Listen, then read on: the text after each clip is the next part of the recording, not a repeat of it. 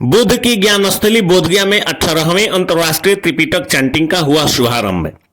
कई देशों के बौद्ध श्रद्धालुओं ने मिलकर निकाला भव्य शोभा यात्रा। बिहार के राज्यपाल राजेंद्र विश्वनाथ अर्लेकर त्रिपिटक चैंटिंग में हुए शामिल। महाबोधि मंदिर में तथा बोधि वृक्ष के नीचे पूजा अर्चना भी की। कंबोडिया देश द्वारा आयोजित आज अंतर्राष्ट्रीय स्थल बुद्ध की ज्ञानस्थली बोधगया में 18वें त्रिपिटक चैंटिंग का भव्य शोभा यात्रा निकाला गया, जिसमें विश्व के कई देशों के बौद्ध श्रद्धालुओं ने हिस्सा लिया। शोभा यात्रा की शुरुआत बोधगया के 80 फीट बुद्ध की मूर्ति स्थल से निकलकर कालचक्र मैदान तक पहुंचा। बौद्ध के धर्म ग्रंथों को त्रिपिटक कहा जाता है, जिसे पाली भाषा में लिखा गया है। इसे 3 भागों में बांटा गया है: विनय पिटक, सुत्त पिटक और अभिधम्म पिटक। इस धर्म ग्रंथ में भगवान बुद्ध द्वारा बुद्धत्व प्राप्त करने के समय से महापरिनिर्वाण तक दिए हुए प्रवचनों को संग्रहित किया गया है। बुद्धा धम्मा फाउंडेशन के निदेशक सह अध्यक्ष वाग्मो डीएक्सी ने बातचीत में बताया कि 18वें इंटरनेशनल त्रिपिटक चैंटिंग का विश्व शांति की कामना के लिए बौद्ध भिक्षु भिक्षुणी कर रहे हैं।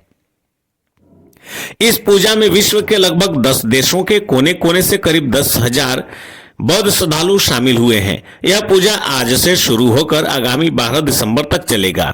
इस दौरान विश्व धरोहर महाबोधि मंदिर प्रांगण में स्थित बोधि वृक्ष के नीचे सुत्त पाठ भी किया जाएगा।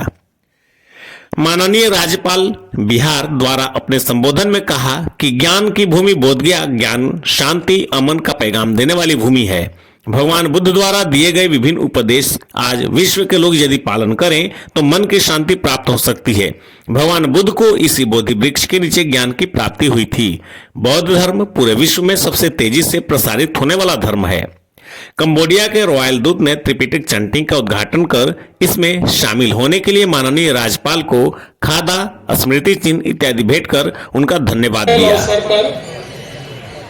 हमारे बीच यहाँ उपस्थित हैं कंबोडिया के रॉयल एम्बेसडर हिज एक्सेलेंसी क्योंग क्योइंग, थाईलैंड की फर्स्ट लेडी डॉक्टर सेंग, ये देशों से सभी देशों से आए हुए मीडिया के पर्सन्स, अन्य सभी बहनों और भाइयों, I hope many of you who are here understand Hindi to some extent. This has been our language here in India, and India has always spreading its message towards all the countries, giving the message of peace.